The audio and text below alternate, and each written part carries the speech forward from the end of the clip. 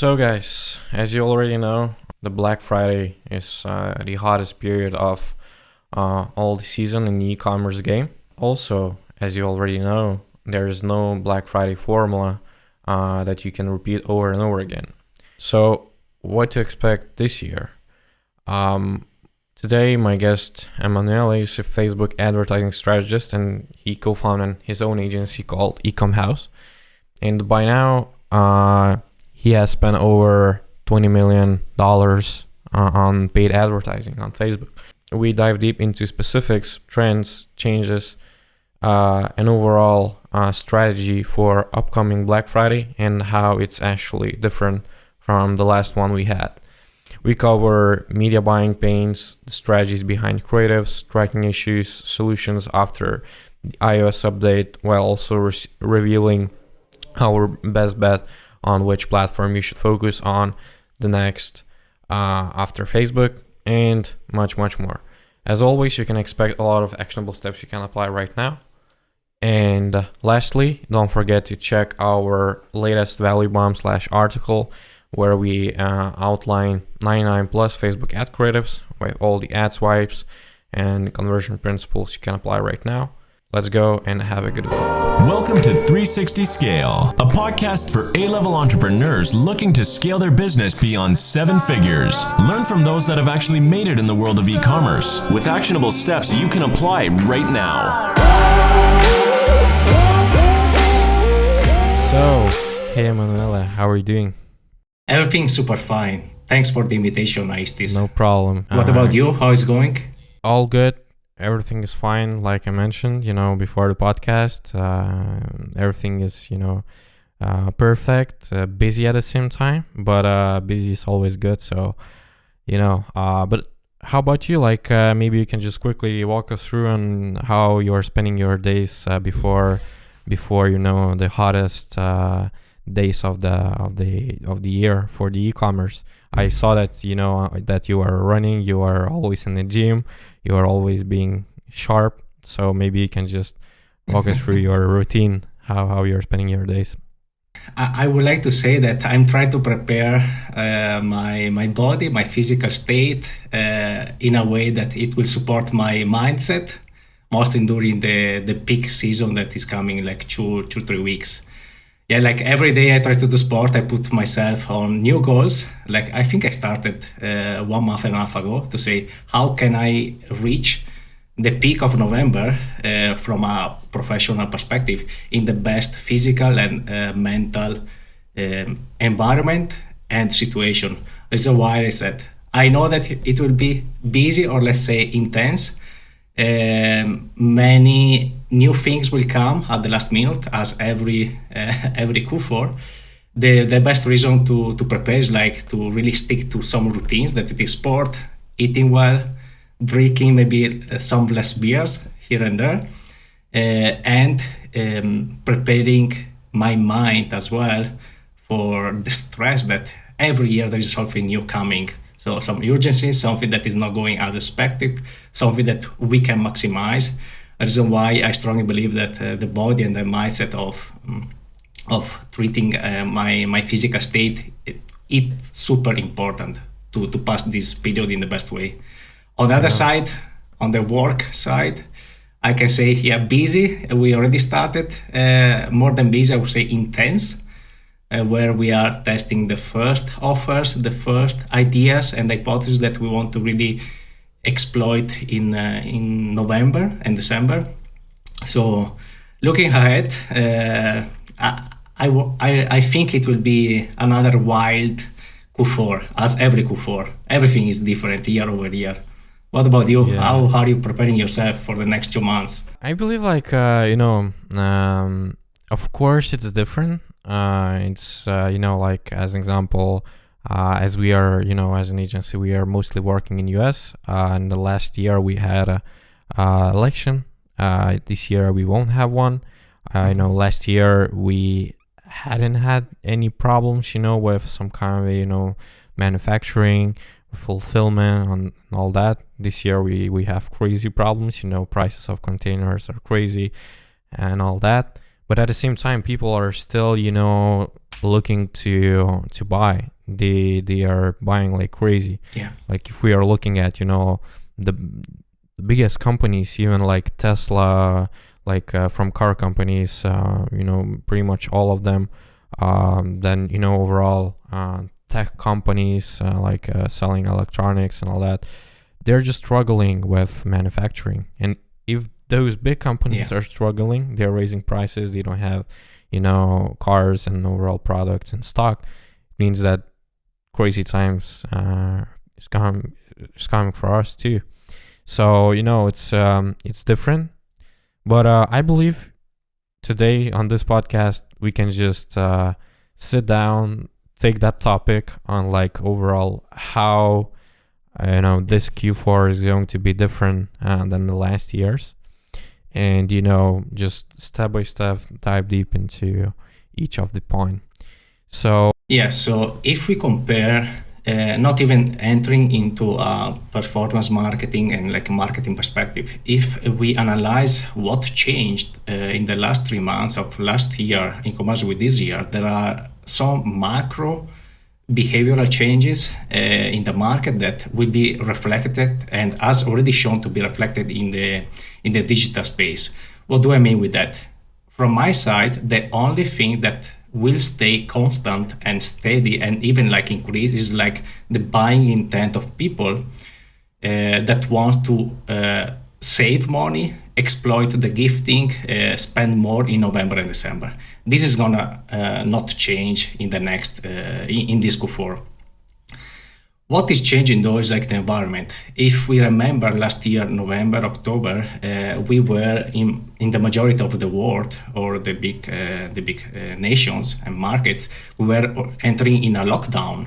What does it mean? I remember that in October, we were already seeing some projects in the physical space, selling tools to train, really scaling without any effort. This year, this could be already different because like if there are no lockdowns, people will want to train in the gyms. If we think about the shopping malls and all these like big market share of purchasers, last year the majority were closed, so a lot of people were reversing into online. This year the majority could be open. These are like macro behavioral changes that we cannot do anything about that, but that they will have an impact. This from the market. If we consider the advertising platform, last year I think was one of the easiest.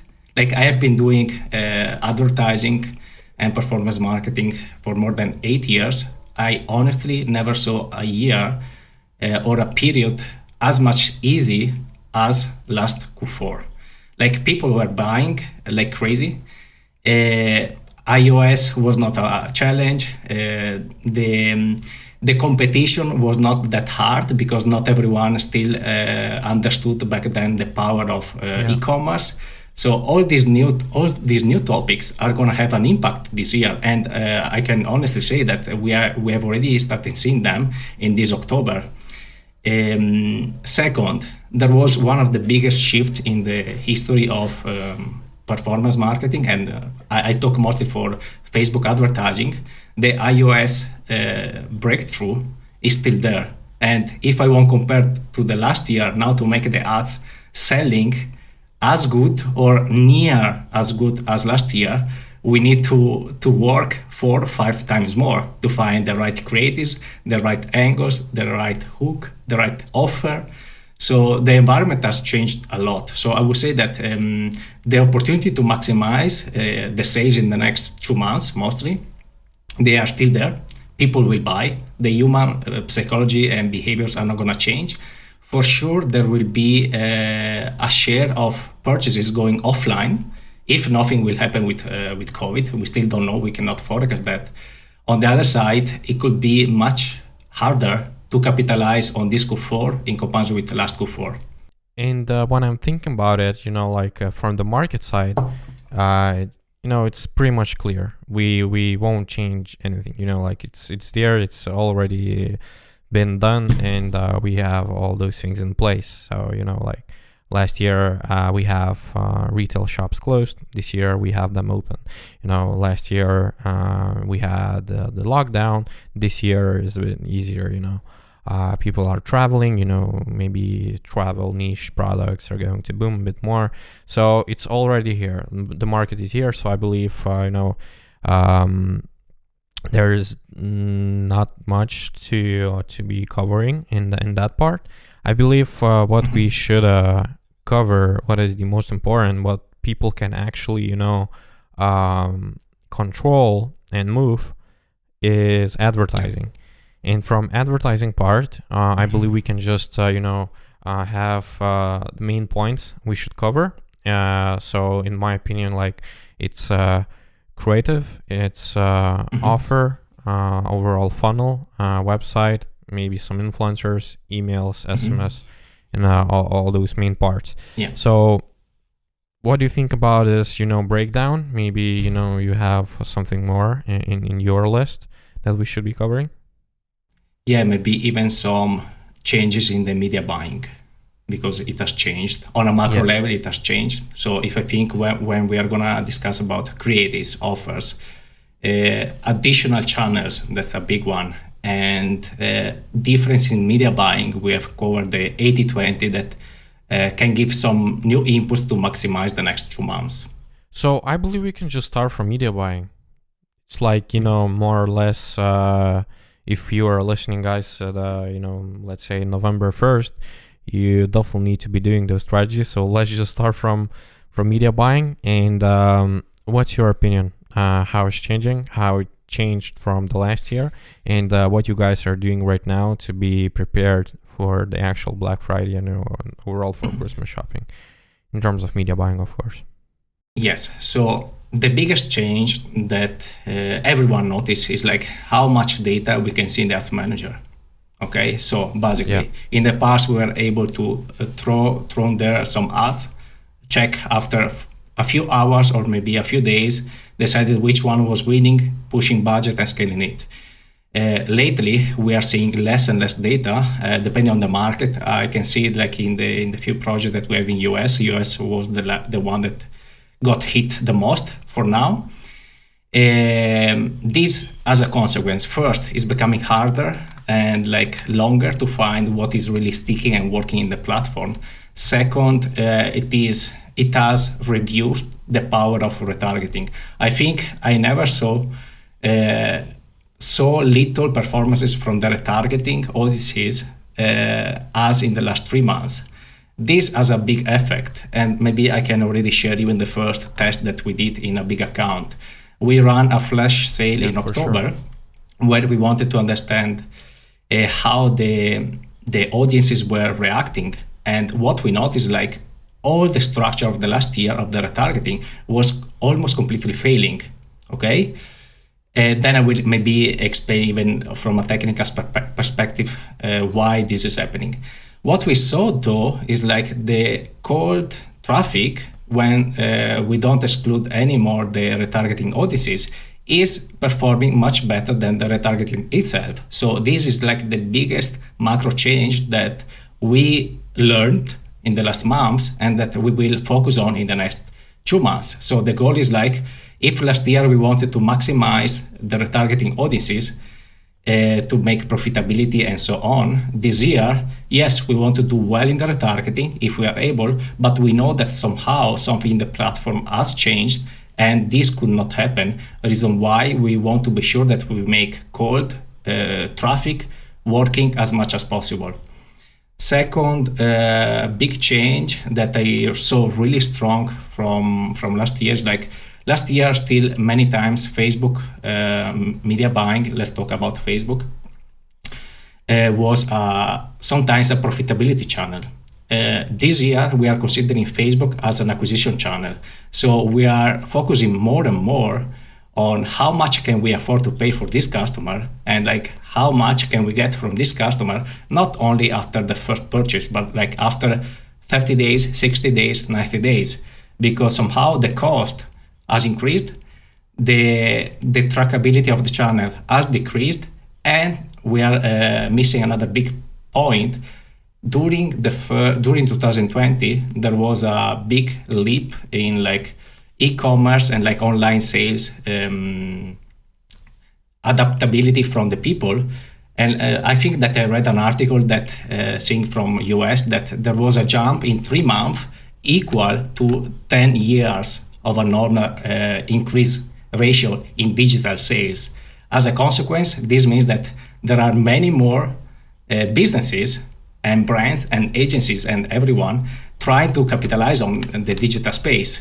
This is making the media buying not as easy as last year and mostly much more complex, even in its behavior and in its connection with the business numbers. And like from the example you got, like the test you were running, like what was the spend? Basically, let's say weekly, maybe monthly, and what was the revenues? We spent 100,000 euros in 1 week, or better, 4 days. So usually we would have spent, let's say, 40 or 30% in retargeting and 60-70% in acquisition.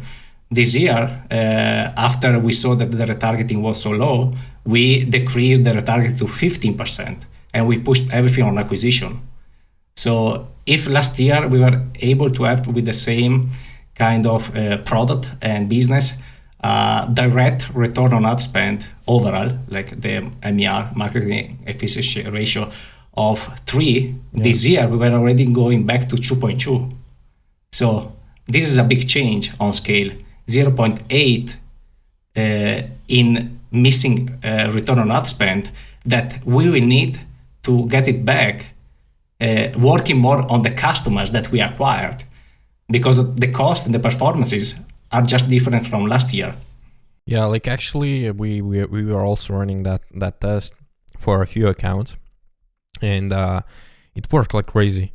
Overall, like, if we are, let's say, if we are running top of the funnel campaign with, not excluding the middle and bottom of the funnel, it works way better. But we still, have that campaign of like all the mashup of the audiences in the middle and bottom of the funnel. And it also works pretty good, from at least what we see. Yeah, so basically, my what I'm seeing is like different accounts and different businesses are reacting to different kind of structures in the campaigns. Two learnings that we have lately was this one about excluding less when it works, or better, when the retargeting doesn't work at all. So we are basically doing all the acquisition in the top of funnel campaigns, and within that acquisition, there will be even some people that will be retargeted. What will happen is, like, on a technical level, we are giving more signals to those campaigns, and Facebook will try to find easier other buyers. Another strong structure that is working well, much better. We were not using so heavily last year, is like building campaigns for specific SKU, verticals, or product. Let's imagine an e-commerce having, 100 products divided in 10 categories. Obviously, there will be many different AOVs attracting different kind of people. Last year, Facebook was so good with signals and like with the algorithm that was able to catch in the same campaigns 3 people from one kind of AOV and buying intent, people from another, and so on. Let's suppose that you, Aistis, usually buy things and products above 100 euros, and they buy things on average of 50 euros from Facebook. Last year, Facebook was super strong of finding everyone and putting inside the same campaigns and like merging the signals. After iOS 14, though, we saw that Facebook is losing a lot of tracking and signals. And when we are separating specific SKU or like product lines, we are helping the algo to find similar people. So similar people means more quality signals to the campaigns, and means sometimes, not always, more stability. And like we can scale horizontally based on a SKU based or like verticals based. The things that, and then I ask you your thoughts about that. The things that we really saw dropping has been everything regarding the dynamic ads, both in retargeting and in acquisition. Obviously, if we think that almost all or the majority of iOS people are not being tracked, how can Facebook retarget them correctly, showing the right product at the right time once they visited the shop? So this is another big change in the platform that I think everyone has seen. But at the end of the day, I still don't see, the one solution to solve that problem of not seeing data in the ads manager. Like from our point of view, what I can give to listeners is right now we are just trying to, export offline data from Shopify and import into the business manager. So that helps for some of the accounts. But other than that, maybe you guys have some kind of a, approach. Yeah, so we have been using that as well, like uploading offline conversions, but then still sometimes Facebook decides to show them in the ads manager, sometimes not. Some accounts work, some others not. We have been playing around with different tools like Hyros that everyone knows, RedTrack and so on. But still, this is not solving the big challenge of seeing the right data as last year. And honestly, until I think Facebook will find a new way to model the data and the conversions, suppose that they will do that in a short time, I think the third-party tool cannot fix that. Because let's imagine, ideally, every user that we hit with our advertising will convert in day one, clicking on the ad, going outside the link, and so on. But in many instances, the people that we hit, mostly in this period where their attention is already, getting slim and shorter, some of them are gonna hit with the image. They see a discount for the product XYZ. Then after one day, they convert on Google more than ever. Yeah. So that conversion or micro conversion or view conversion, it will never be catched from any other platform or third-party platform rather than from Facebook. I'm pretty much sure, Aistis, that Facebook at the moment is not as performant as it was last year. That's a truth that I think everyone is seeing. But they are working a lot in the back end, and I think this is like even justifying the strong instability that we are seeing in the last 2 months, to have a better solution for all the advertisers everywhere in the world that are pushing good money in the platform. And the other things is like, if the track is not the solution, obviously us, everyone, we've moved to judge the blended ROAS. But on the other side, we're thinking, is there another platform that it is as scalable as Facebook at the moment? And we're thinking, yes, there could be TikTok, Snapchat, Pinterest, Native, but still the role of Facebook is hard to match. And we consider, at least from our experience, still, no matter all the problems that there are in the platform, the most scalable platform in 2021. Next year, I still believe that it will be the same, but like for now, the maximization will come still from Facebook. So we need to make it working. For sure, somehow. No way around. But in terms of other, platforms, have you tried running TikTok? Have you tried running like maybe Snapchat? I heard, and I've tried, and I've overall seen that it's working pretty well. Maybe some other platforms. Because like in my personal opinion, from what I see, like TikTok is getting at that level, like Facebook.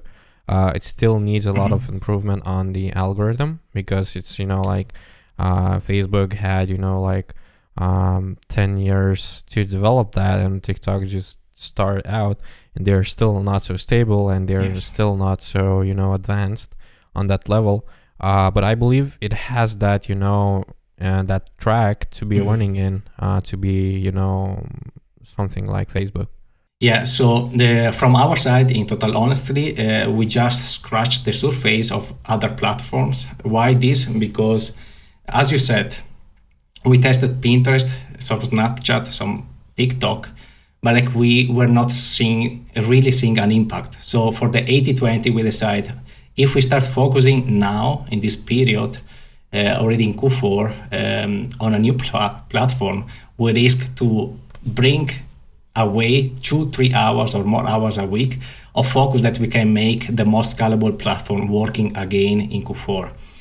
Having said that, as you mentioned, we believe that TikTok, and we have already planned to jump on the platform heavily from next year, is the one that could have the highest potential. Why this? Why we have realized this? Because it is merging something that Facebook and Instagram were doing together. Basically, there is a platform where there are a lot of influencers and content creators and like videos and like time on the platform with in combination with an advertising platform, the one for TikTok, that when I entered, I was seeing, okay, that's the copy of Facebook. There are even like the possibility to build accelerated campaigns. So they are, I would say, mostly bringing all the knowledge of the other platforms and try to pull all of that knowledge inside TikTok. What is the competitive advantage that I see in TikTok in comparison with Snapchat and Pinterest, for example, that the people are spending so much time on the platform watching the videos that this will guarantee a lot of impression for the advertisers. I still believe that, as you mentioned, Facebook has become one of the strongest after years. It takes time to build something really strong from advertisers and even like the end users using the platform just to hang up or to have fun with friends. But they are at the point where they are mixing the knowledge of Facebook, Instagram with a really strong millennials, and not only, but a strong millennials generation that can stay in the platform years and years, with an advertising ecosystem that is taking the best from all the advertising platforms that there are at the moment out there. For sure. That's why I bet big in the next years for TikTok. Obviously, it will take time. I still believe that for these years, and that's why we decided to really focus hard on the Facebook media buying yet. This year, it could give some fruits to the people that are tailored to that audience, but in the next years could be the next big jackpot. Yeah, to for win. sure. And not only, from media buying side, but also, as you mentioned, from influencers, from creating your own profile, because, organic is still there, and all those low-hanging fruits that we, pretty much don't have with Facebook. We have some of them with Instagram. We are losing them. But of TikTok, we are just, with Instagram or like with Facebook back in the day. So it's really exciting, but at the same time, like we have tested, all those things, and it's still not so good as, overspending on Instagram and getting those influencers or running ads. Yeah, look, I'm seeing a brand that we have in US. It's just crazy when they do an organic video that is going for whatever reason viral, and it's hitting 2, 3, 4 million views in 2 days, and the sales are spiking in the shop. That for me is like, I never saw that even at the beginning of Instagram. On the other side, when I was even talking with others or testing the ads, I still see that somehow the platform is not strong enough to reach the right people that are going to convert. But so if I think on putting on a perspective in the future, if you have the attention of people and the content that is going to crush it, as soon as the advertising algorithm and system is going to become better at showing the right product, the right message to the right people, that's the match. That Facebook, they have excelled at that. The power of Facebook is like really matching the people who want to buy something with the right message. Yeah. So I really bet big on the next year's TikTok. It's like a ticking bomb. It's like, it's like a blockchain. It's like still, not so many people using it, and we cannot still, create that high effect on overall financial, system in all those countries. because it's, like we just need more and more people coming in, and once we have those, we will just start, that snowball effect, and everything starts happening. So same with TikTok. But other than that, love it. Evolution. Other than that, let's say to summarize the media buying part in this Q4, what you would say are the top 3 things you will be doing differently than the last year? More aggregation. What does it mean? I will try to build. We will try to build more aggregated campaigns, because we will see less signals in the campaigns. So we need to help Facebook get all those signals in less campaigns, less ad set, less ads. Second, simplifying a lot the retargeting. What does it mean? If last year I was really segmenting a lot based on stage of the funnel, this year we put almost everything together, because we don't know an iOS user which stage of the funnel will be the last one. And third, we will put a lot more focus on other parts, that is like strong creatives, strong messaging, and strong offers and funnel, because this is the biggest shift that we are seeing at the moment. Yeah, so it's pretty reasonable, and I believe we can just dive deep straight away into the creative game and how that is changing, for upcoming Black Friday, Christmas shopping, and all that hot period. Yeah, so what we are planning and what we have already started is to increase, I don't want to say exponentially, but almost, the volume of creatives, but more than the volume, the patterns of the creatives, because angles as well. Okay, so I will touch base the 2 points in a separate way. Why different creatives? Last year, I would say that the volume of advertisers were less than this year, much less. Reason why: one creative was able to hit and kill the feed with much more probability. This year, it seems that with the high volume of content that is being pushed on the platform, to really capture different segments, we need different patterns of creatives. What do I mean with different patterns? Different colors, different styles, different kind of ads, videos, images. Why this? Because maybe you, Aistis, today you react much better with a red color. I see the red of your logo in the behind your shoulders. I react much better with a white. So if last year, yes, it was already something new, but was not the one so strong, impactful thing to be done, this year it is even more. It's like, how can I push the winning creative for the winning people?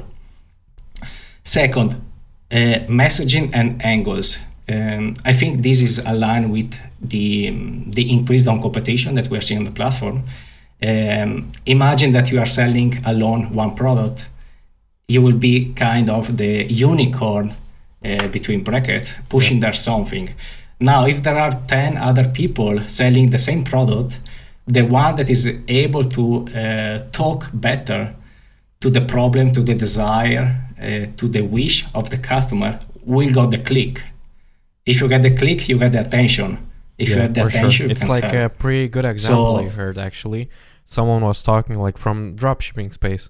Someone just was talking, about the product posture corrector, like the one that was hot, maybe 4 or 5 years ago. Yeah. Every dropshipper have tried running that, and someone was just talking from dropshipping community,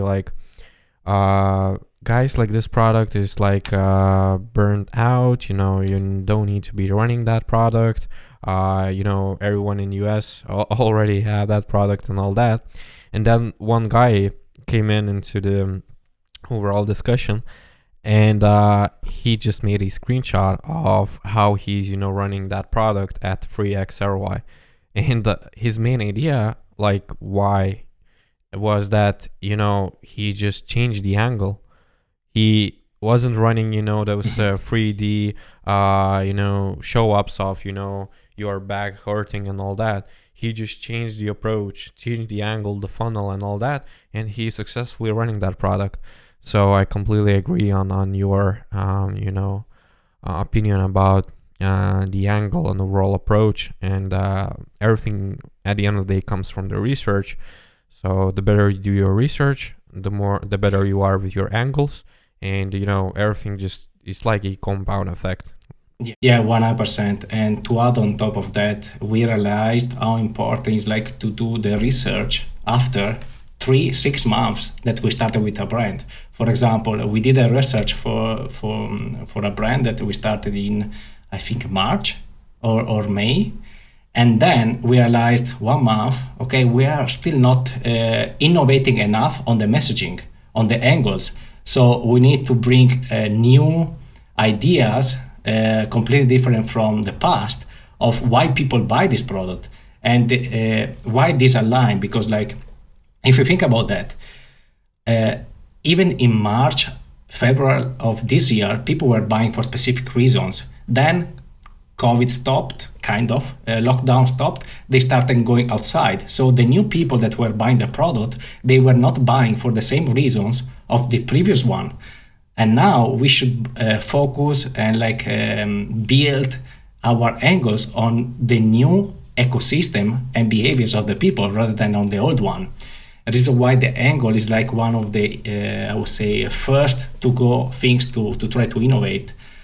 I will link this angle part with the offers, because like we realized how big the impact can be of the offer. So basically, with offers, we try to think always based on the research. Why do people would like to buy this product? What is the transformations that we want to give them and that they want to receive? I think there was Eugene Schwartz saying that you cannot create a desire, you can just channel a desire toward your product. So we are trying to think, okay, if this is like the desire, the transformation that they want to achieve, why they are not achieving that? So, and based on that, we try to see, okay, the price is too high. I'm not sure about the effect. I would like to try it and then understand if I want to buy the full package. So we are building a series of different offers that are gonna that is not only discount, but like different kind of products line or segments or experiences that they can bring the customer to start trusting the brand and enter in the funnel. Yeah, it's like an approach. Make you this example because like this is like yes, it is an approach. So the biggest concrete example that I can give is like for 6 months we were we had a brand in the pet niche, and for 6 months we were struggling to get back to performances. So with the business owners, we brainstormed what we could change, because we were somehow not being able anymore with the changing creatives, changing angles, doing our best from the media buying to make it scaling again. What we did and what we understood is like, what if we built a test package that the user can test it with a really small amount of price, even like a free plus shipping offer, and then if they will see that the product is really working for them, they will have no problem to buy the old big package. And this is working so well and we didn't change almost anything for the last 2 weeks, and it is really crushing it. Yeah, maybe you can be just more specific in terms of numbers, because I heard, a lot of people talking about that type of approach, and everyone is, they have that objection of, what's the, cancellation rate, what's, lifetime value, because I believe someone just mentioned me that Lemon Lemon Skincare, they're running that offer, but at the end of the day they just ruin their brand because of the approach, and they're just getting customers that way, and like the brand is not a high quality one and all that. So maybe you can just be more specific in terms of numbers, and overall kill those objections for those people. So I tell you, we started 2 months ago. So the lifetime value that we want to judge is at least 90 days, 6 months before really saying it is wrong or like not. What we saw, and that's 2 things. First of all, when I see this out of the box and aggressive approach, I always wonder myself, but would these big brands keep pushing on acquisition on these offers if they knew that they would ruining everything and getting so low quality people? I bet no. And I make another example here in the German market. Last year, I think there was a brand, Hello Body, I think, that they were pushing on a 50% offers ongoing, evergreen. They sold the brand for 300 million, something like that. So the brand is there. What they were using with the offers were they win the customer. For sure, the impact, this is a big difference. The impact of the product after the first touch point with the brand, it needs to be exceptional. What does it mean? You are winning the trust of people with a low entry point of requirement in terms of money, but when I receive the product, it needs to be so good. You are so good. You are over delivering in each piece of your product, and like if it's a drink, then the taste is so good. The feeling, the energy, the focus, the overall packaging, customer support, all those parts. It's more important than like how they got into your brand. So it's definitely, I completely agree, and it's hard to. And for sure, I can add one thing here. Even because I was testing a lot of these free plus shipping or like entry level offers in the past, when they were not even that much needed. You will attract for sure people that are trying to make the best deal of their life, and then they will cancel it. But what is the ratio? So imagine having, because we try to judge always on how much we are able to push down the cost of acquisition on Facebook so to scale, and how much we can retain on average the customers. So we were able to decrease the cost of acquisition by over 50%. So I'm happy if 20-30% of those customers they will not retain, but still I'm able again to be profitable on the acquisition within the first month, something that I was not able anymore to handle. So there must be some big business considerations on the sustainability. But what we saw is like we describe it as irresistible offer. When there is something that it is irresistible and the product is legit and delivering the value, the long-term game of the brand is just healthy as before. Why this? Because you are delivering a strong user experience. You are not trapping people. So completely agree. But other than that, like what other things you saw, different from the offer and overall, discount approach for this Q4, like how you are, let's say again, top 3 things and like what you are actually changing. We are changing is like the time span. Maybe I enter in this topic because this will be a new one. What we see analyzing, if you just go on Google Trends and you type Black Friday, you will see that year over year in the last 5 years, it is becoming longer. What does it mean?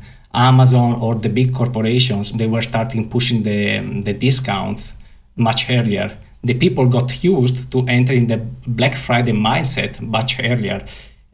So we are starting with the first offers, obviously Halloween. Halloween for us is like the period where, yes, we try to maximize the sales. On the other side, it is like the trial for all the offers that we have in our mind for Black Friday, Black Week. Second thing, we are trying with all the brands that want to do that to run Singles Day offers. Why this? Because we are going to hit a different portion of the people that would like to have some discounts before Black Week, Black Friday, but it's not run from many brands, and we want to capitalize on them. Second, additional topic, if last year we were starting the offers just in Black Week, 1 week, we are trying to extend to 10 days, 15 days, because we have the hypothesis and assumption, we will see at the end of November if it was correct or not, that people are getting used to get a discount much earlier. So reason why, if they have money, they try to spend the money when they want something that they really desired. And if we don't capture those people early enough, could be that they will reach the Black Friday day, not all of them, but some of them, without enough money to buy the But like the main, the you know, deals. like the place you can that you can be wrong about this approach is actually, you know, if your product is good enough, people are still buying. And if you are too early, and if you are running the offer for too long, it means that you are stealing your customers from upcoming like 1 or 2 months, because they are just buying more because you have the better discount, and you know, you're just stealing them. So in your opinion, like how to find that balance, you know, of you know, the perfect timing and the perfect overall, you know, offer, you know, deal, however you call it. Along the way, we try to change both messaging and even the offers value. And I will make an example. We want learning from last year was the easier the offers and the discounts, the more the conversion rate and the conversions. So what we have planned for the majority of brands is like using this approach. If in Halloween we are testing an up to 20% site-wide discount, then on Singles Day we try to go up to 25. Maybe discounting specific verticals of the e-commerce of the shop. Then if we enter in Black Week or 10 days before, we try to go up to 30% on a gradual level, because this way we know that there will be people waiting for Black Friday, because they know that it is the highest discount that brands are using. On the other side, we are trying to bring the people who wanted the product just with a small additional discount. Those people will be different, and last year proved to be true. We got, as you said, we got the idea to run the full month, but then we realized that even last year, when we were too long with the offers, we were saturating all the emails list or the retargeting audiences that last year were working really well.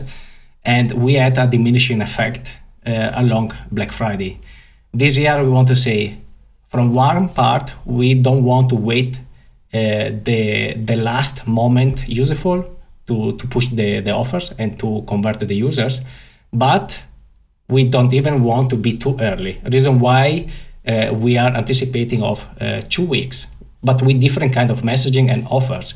So we can say if someone was buying today, let's say 10 days before Black Friday, a specific item with a discount of 30%, then in other 5 days, I will show to the same person another product in my shop with a discount that it is higher. I can convert that user 2 times. If it doesn't happen, I know that before or after I'm providing him or her the right offer that they want, while managing the CPM, the cost of advertising, because that's the other big point. Last year we saw in Black Friday, but even in the Black Week, how the cost was like just going crazy high. So obviously we're not reaching enough people for some brands. So we want to anticipate that even for this period. So they know that if we are pushing an offer, they know that the offer is there, and that psychologically they will have the deadline in their mind that on Black Friday they will lose the possibility to buy it. But at least we are pushing the communication that there is the offer. That's the goal of advertising, sure. I would say. Okay, and what was your third point in preparing? The messaging. So, okay, two things. This is like the dates and the length of the promotions. The second is like changing constantly the creatives and the patterns, because last year we were able to push the same creative for 2 weeks or 1 week. This year we plan to change every 3 days, because it will be saturated much quicker. Reason why we are gonna rotate the messaging over and over to be sure that the same person who saw the first ad at the beginning of November or on single day or 10 days before Black Friday, then on Black Friday we'll see another ad completely different. So we can win the eye blindness. You are, let's say, top 5 performers. You are transforming them into the Black Friday, overall topic and how they feel and how they look and all that. And then you just start running them one by one, right? Yeah, but not only the winning performer. We on the process we are even testing new patterns, because we cannot know if it will be the same of last year. Okay. That's we are not sure. So last year we are saying, okay, we got 5 videos really crushing it. We put the banner of Black Week and we scale them. This year we are gonna do that again. On the other side, in parallel, we are having different batches of new creatives to test during the offers. At what stage during you're the testing promotions? Them? At what time you start testing them? So let's say if we start with let's put as an hypothesis a brand that will start 10 days, the Black Friday promotions 10 days before the Black Friday day, that I think it is the 28th this year. If we want to test creatives, we are gonna start testing the first day of the 10th. Okay? So far away from the main scalability day, because this way we can say, okay, in day 1 we are converting some people and we are finding what is working the best. We find what works the best. From the second day, we can start scaling that. On the other side, in 10 days, we can make new iterations of those winning creatives. So we will be heavy on creatives.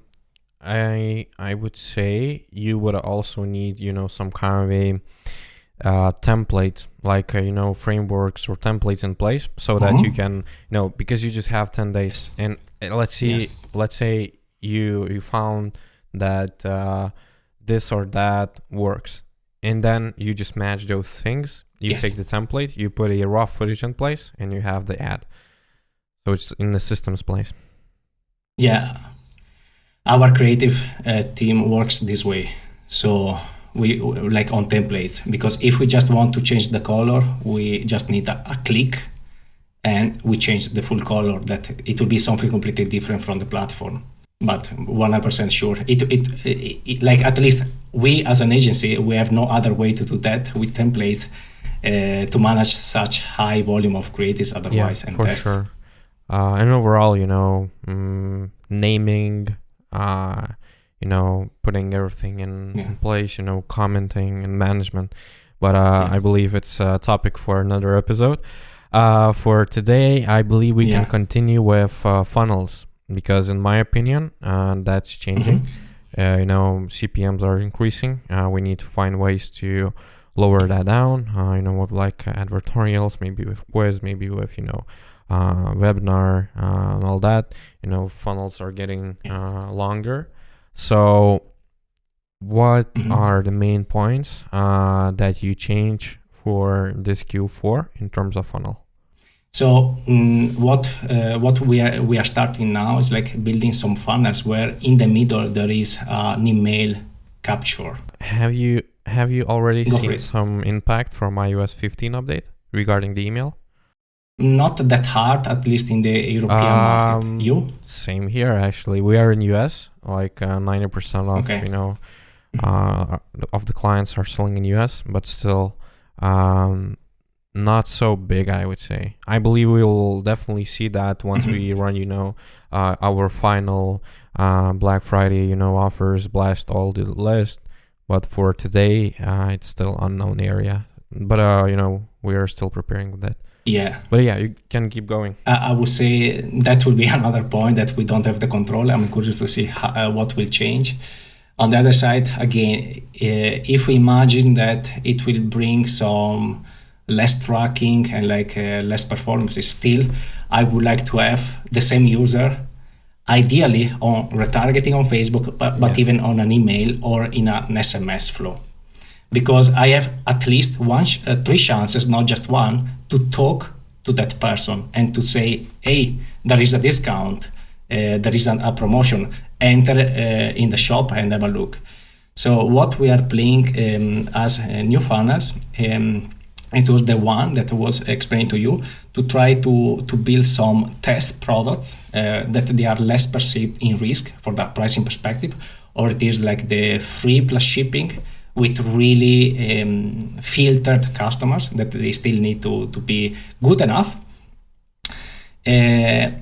Another one that we are testing, but I don't want to give,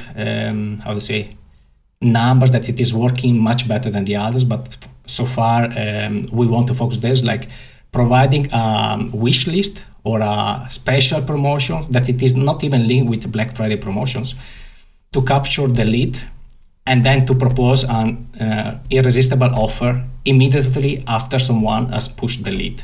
Because this way, if we are able to first get the lead, and second, try to sell to that customer something, and if it is a good offer, a good deal, some of them will capture that. We can, reduce a lot of the cost per lead or per acquisition. Okay? So first of all, we don't want to miss the chance to sell something after someone has entered in our flow. Last thing that we are testing as well is playing with quizzes to filter the leads, not just to bring everyone in our flow. Because lead generation, as it was done in the past, I tested last year as well with the lead magnet and so on, we realized that it was or too long to convert, or not really scalable as fast as we would like with the control of the cost per acquisition. Reason why we moved away from the classical download these things and then a mail flow. It was just too long. This one, where we try to get the lead but then sell immediately, is the way that we want so to you go. just want to have the short period of time where you're actually converting. Yes, even because if you think about that, we will enter, I don't know, in November, where the advertising budget will go crazy high. Hopefully, we plan for that. But having and scaling the campaigns on lead generations has much more risk than scaling them on acquisition or on purchases, because you don't know what is entering in real money of the business. For sure, there are brands above 40-50 million plus that have mastered this touch point, and they know exactly that if they bring a lead today, in 7 days it will have a value, a monetary value. In 6 months, another one, so they can go out with the cash flow, acquiring these leads and converting them over time. But not all the brands that we have can go so out with the cash flow and not monetize the users. But maybe you can already reveal some of your ways and how you actually capture. It's some kind of, you mentioned quiz, but other than that, maybe you're doing some kind of giveaway. I heard that that type of approach works really well for this Q4. Maybe you have some kind of spinning wheel where you're asking for email. I can tell you, we decided not to play with the giveaways because we didn't master that last year, and growing so fast with the agency, we realized if we put something that we didn't master, there is the risk to overcomplicate the things, even though it has been working a lot for many. So the approach that we try to do is bringing people in target with an in target message. For example, it is a pet. Let's imagine a pet bringing them saying, hey, there is this surprise for your pet. Try to see if you are eligible for that. Put the email. Then after the email capture, that if you have a pet, nothing is like costing you to put the email. After the sign up, after you put the email, there is a page saying, hey, for 15 minutes, 20 minutes, you have this crazy offer just for you because you are eligible for that. Okay, so from one side we are filtering the user, saying, are you a dog, cat, horse, bird owner? Like, are you in the niche? Yes or no? If you don't have that, you're not gonna put the email.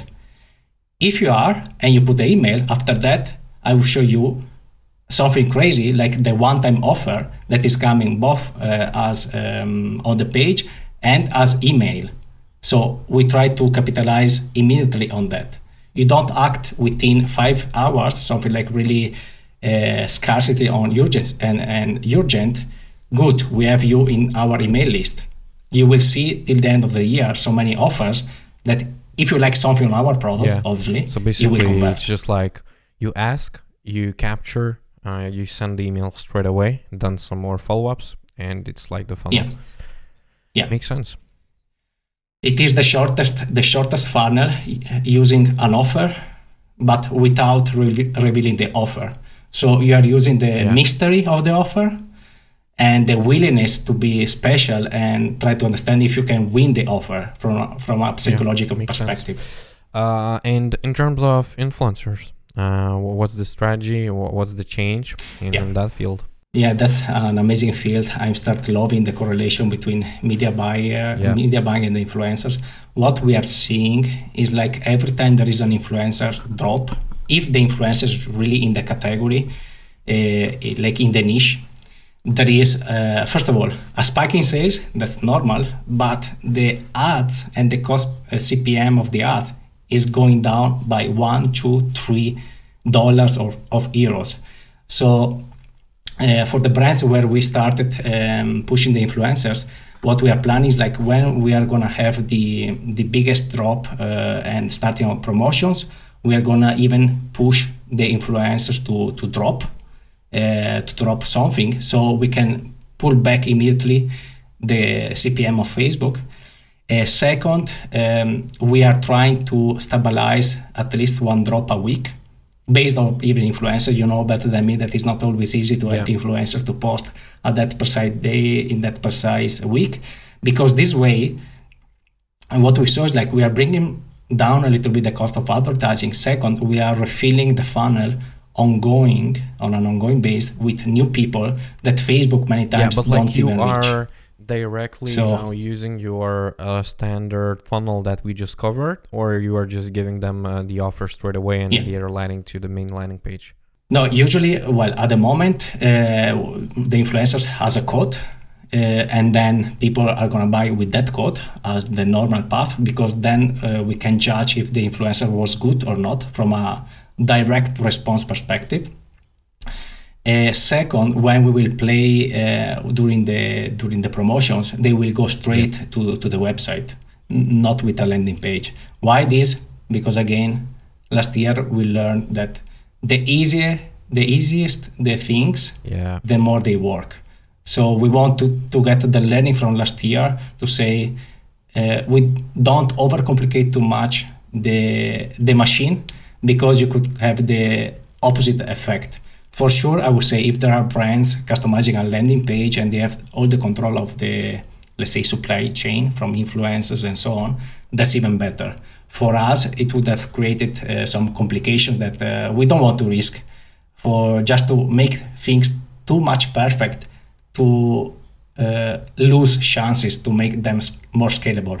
Okay, yeah, makes sense. Overall, like I believe of simplifying things in media buying. I believe in simplifying things in the offer, in the landing page, in the creative.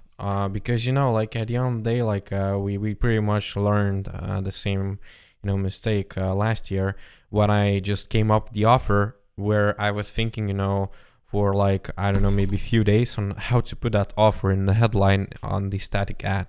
and it's a huge red light for people, because if you are thinking about it for a few days, how to put that on the headline, how to to transform it for people so that you understand, it means that it's too complex. So it works in pretty much all areas. Like it works in creatives, it works on offer, on media buying, on influencers. So completely agree. But other than that, on influencer side, I believe what I can add up is the platform. So what we see is that TikTok and YouTube, those are the two platforms with like low CPMs, the low costs of influencers, and they are very effective. Of course, there are a lot of different things, but for us to cover them all, we need another few hours. Other than that, the dark posting is a really huge part. Just signing in offers for ad spend share, for fixed price, and getting that content, landing people from there, from influencers on Facebook, Instagram page. Also, if you see that influencer is working for you, in terms of dark posting, then it's a pretty good idea to create a personalized landing page, like a pre-lander, something like, quiz that you're doing right now, or maybe advertorial or whatever. So if you see that influencer is working, you just have their content, you put that content, the face, maybe some kind of personalized, review section, or maybe, headline or something in the pre-lander, just to raise that conversion rate. And then you just keep going on like top of the funnel, scale as much as you can. So basically, from the dark posting side. And we are also huge on gifting. So we are just, preparing basically, from, let's say, from the end of the summer with the gifting, like sending a lot of free products in exchange of UGC content, trying to get a lot of different angles. The thing we just started doing is like trying to explain, like overall trying to get UGC in 3 different pieces. So basically from one influencer, we are just requesting them to say 5 different sentences that will be used for a hook. So it means that we have just like 5 recordings up to 5 seconds as a hook from that influencer, from one. Then we have, 5 different bodies and 5 different call to actions based on, what offer we are going to run, like what, landing page we are going to use, or maybe some kind of personalized offer for dark posting. So we are just changing up. And at the end of the day, our editors are still editing, everything out. They are still, connecting the dots with like some in-house shots, maybe some, text and all that. So it's a huge part for us. I would say variety of things will be the name of the game. So I can hear from you that like you will be heavy about having a lot of different content to remix with in the post editing, and this is like aligned to have with the concept of having a lot of creatives of different styles to catch what is really selling the most, and then to iterate so on basically, those also another thing that we found is that we just need to put an influencer name or I don't know, nickname or Instagram in the naming, and then also include the name of the hook, the name of the body, and the name of the call to action, or maybe of the product, of the offer that we're using. And then what happens, we just have the testing campaign, we exclude let's say data of 10 ad sets where we were just testing 30 different UGC content, and we are trying to find those little details that actually work. So maybe we found out that this influencer, the face of this influencer, works great as a hook, or maybe we found out that this specific hook worked with like 10 different influencers. So then what happens, we are just taking that out and going like crazy on gifting, just sending out for each influencer that we know, for each influencer that we have on our list, for people that are generating new influencers, doing lead gen, we're also requesting that they should include, you know, that hook as a request. And then we are just, you know, going crazy on that one. I have a question for you, Aistis. When are you gonna start pushing the gifting angle, the real gifting angle as advertising message? Yeah. So year? actually, this one. In which period? This which one dates? is going to be pretty big one actually. As you know, we already started doing something, at least testing something from the gifting angle, basically.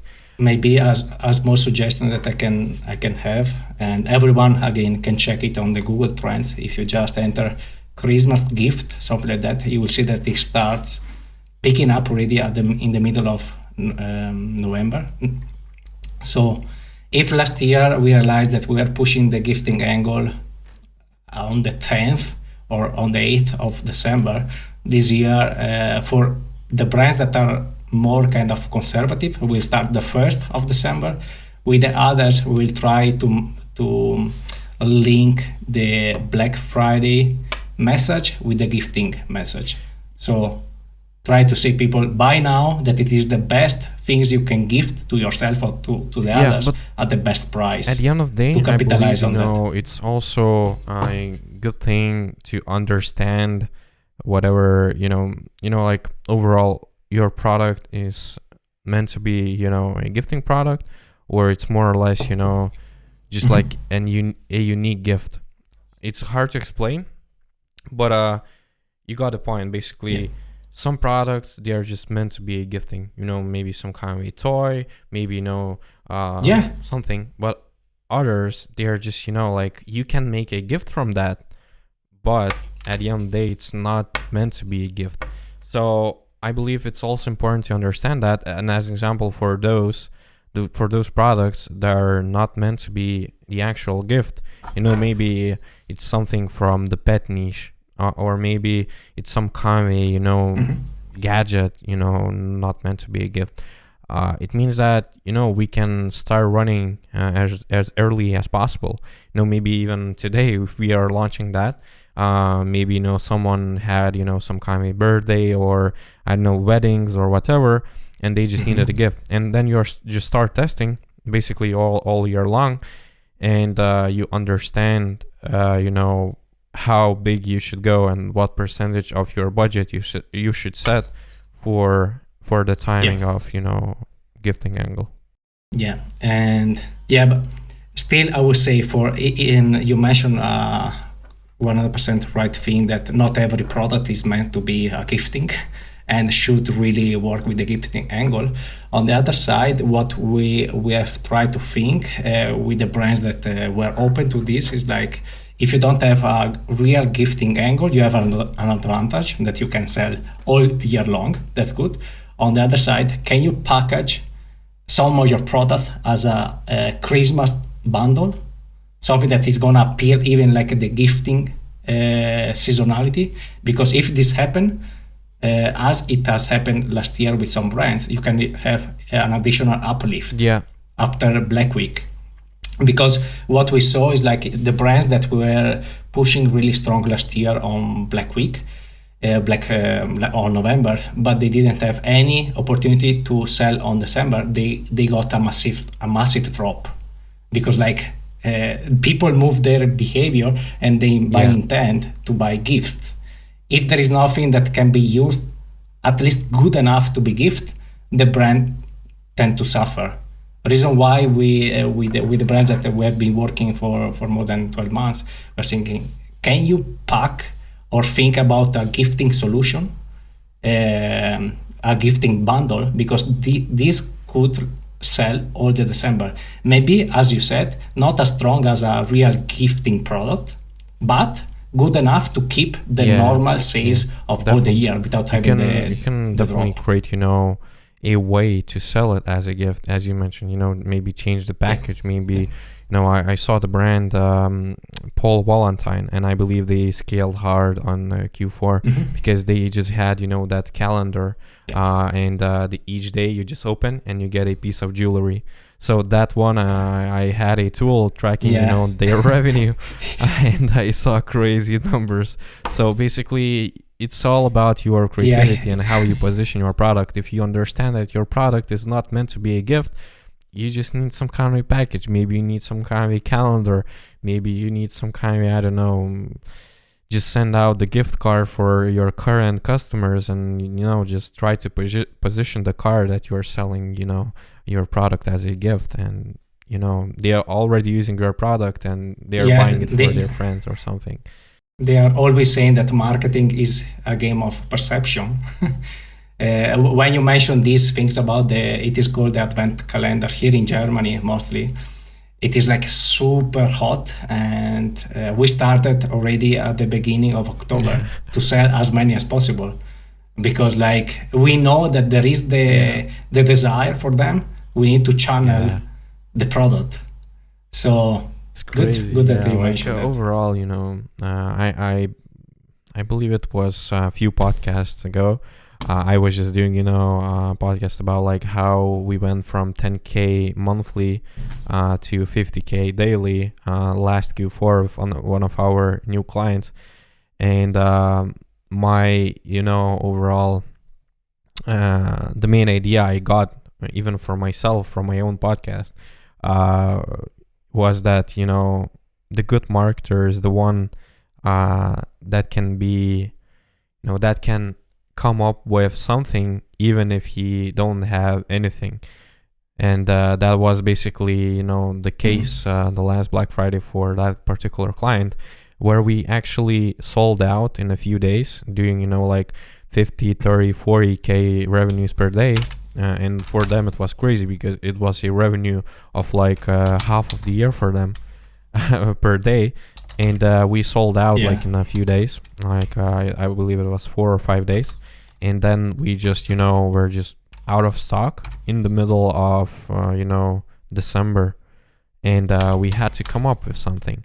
And then it's just like a matter of your creativity and a matter of how you position yourself. Yeah, that's the beauty about marketing at the end. Angles, offers, it's all about creativity. And the machine, any tool, no tool can do that.